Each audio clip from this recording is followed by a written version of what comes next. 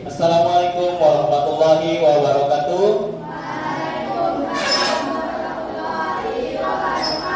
Selamat pagi semua anak bapak. Bagaimana kabarnya hari ini? Oke.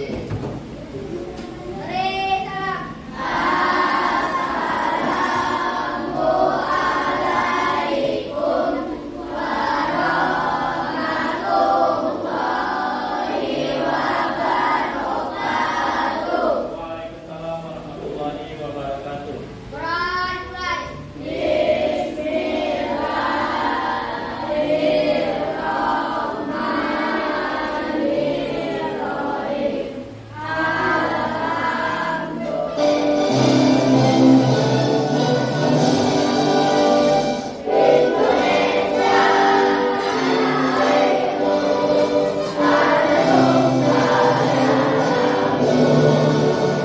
Oke, nah hari ini ya kita akan mempelajari tentang tema 6, subtema 1, yaitu tentang panas dan perpindahannya dengan judul subtemanya suhu dan kalor, yaitu pembelajaran 1 bahasa Indonesia dan IPA.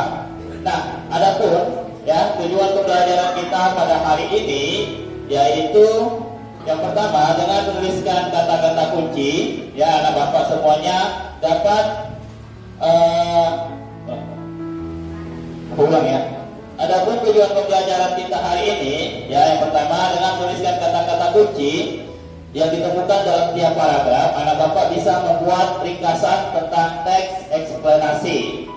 Kemudian yang kedua, dengan membuat kesimpulan bacaan, ya anak bapak semuanya mampu menyajikan ringkasan teks secara tepat. Dan yang ketiga, dengan melakukan percobaan tentang bagaimana sumber energi panas dapat menyebabkan perubahan, ya anak bapak semuanya mampu menerapkan konsep perpindahan kalor dalam kehidupan sehari-hari secara bertanggung jawab. Dan terakhir, yang kita anak bapak semuanya dapat membuat laporan percobaan, ya hasil pengamatan tentang perpindahan kalor secara tepat. Baik, nah itulah tujuan pembelajaran kita pada hari ini. Baik, anak bapak, ya kita lanjut pelajarannya. Yang pertama, ya bapak ingin menanyakan pada kalian, apakah menurut anak bapak semuanya panas itu dapat berpindah apa tidak? Bisa berpindah apa tidak? Bisa ya. Nah kemudian ada yang tahu tak cara berpindahnya? Ada yang tahu cara berpindah panas? Ayo. Ada yang mengetahui cara berpindah panas? Nah, panas itu dapat berpindah secara apa? Konduksi, konveksi, dan radiasi. Nah, kemudian ya contohnya saat kita memegang besi yang dipanaskan, maka ya panas dari api akan berpindah pada ujung besi. Nah, hal ini disebut dengan perpindahan panas atau kalor. Oke. Nah, ya. Jadi itulah yang akan kita pelajari pada hari ini tentang perpindahan kalor. Oke, coba kalian perhatikan gambarnya ya. Nah, coba kalian perhatikan yang pertama ya. Mengapa ya ini gambar yang ini, kenapa air dalam pagi ini bisa matang, bisa masak, bisa mendidih? Karena dipanaskan. Ini juga saat kita ngeping, ya kita akan merasa panas saat dekat dengan api unggun. Nah begitu juga dengan gambar yang satunya. Ya, jadi saat kita membakar ujung yang satu, ya dengan besi yang kita bakar, maka yang ujung yang satunya lagi akan terasa panas. Nah, itulah disebut dengan perpindahan kalor. Nah, sekarang kalian amati gambarnya, diskusikan dengan kawannya ya.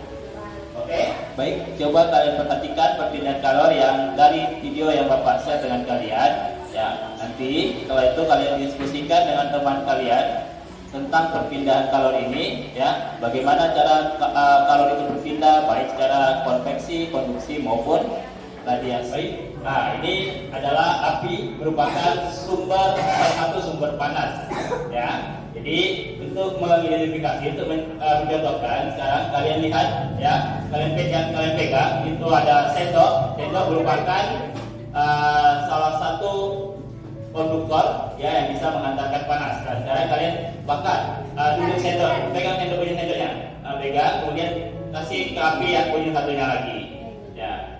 Nah, jadi jika untuk tali apinya saja. Nah, jadi kalau lama kelamaan, ya, maka ujung yang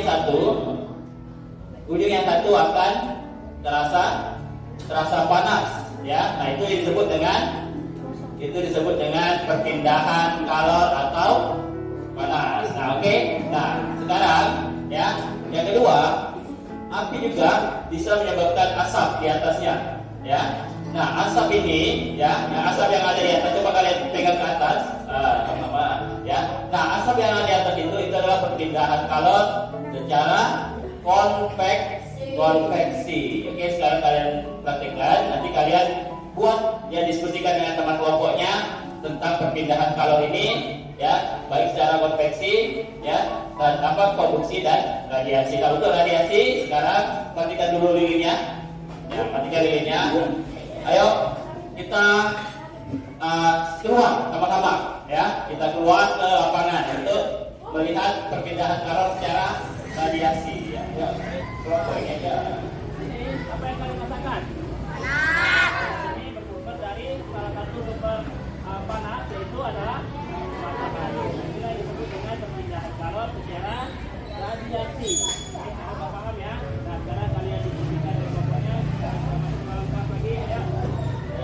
Nah, jadi kalian tadi sudah mengamati, ya, tentang perpindahan kalor baik dengan menggunakan gambar, video maupun dengan secara langsung mempraktikkan tentang perpindahan kalor. Baik, nah, terus juga kalian sudah mendiskusikan tentang perpindahan kalor ini dengan teman kelompok kalian masing-masing. Sekarang kalian, ya, akan presentasikan hasil diskusinya di depan, ya, perwakilan setiap kelompok.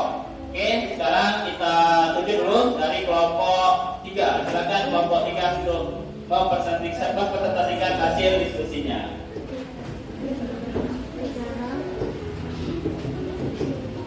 Assalamualaikum warahmatullahi wabarakatuh. Waalaikumsalam warahmatullahi wabarakatuh.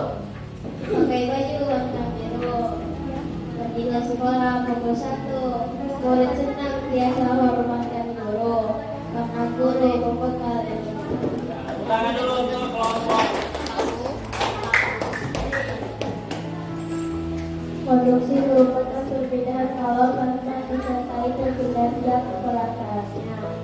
Konveksi merupakan perpindahan kalor yang disertai dengan perpindahan zat perantaranya. Radiasi merupakan perpindahan kalor yang tidak memerlukan zat perantaranya. Contoh konduksi, knalpot menjadi panas dalam mesin sepeda motor di depan rumah. Contoh konveksi, peristiwa api laut dan api darat.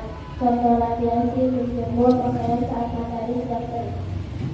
Oke, terima kasih untuk Al-Zahira atas pemaparannya di depan. Untuk hari ini, ya, apa yang telah kita pelajari untuk hari ini, yaitu tentang perpindahan kalor baik secara konduksi, konveksi, dan radiasi. Nah, apa itu konveksi, konduksi? Konduksi adalah perpindahan kalor tanpa disertai zat perantaranya. Kemudian ada konveksi. Apa itu konveksi? Ya, perpindahan kalor dengan diikuti oleh zat perantaranya. Dan terakhir ada radiasi. Apa itu radiasi? Perpindahan kalor tanpa menggunakan zat perantaranya. Tadi juga kalian sudah memperhatikan, ya, contoh-contoh tentang perpindahan kalor baik secara konduksi, konveksi maupun radiasi. Oke, untuk hari ini demikian pembelajaran kita. Silakan.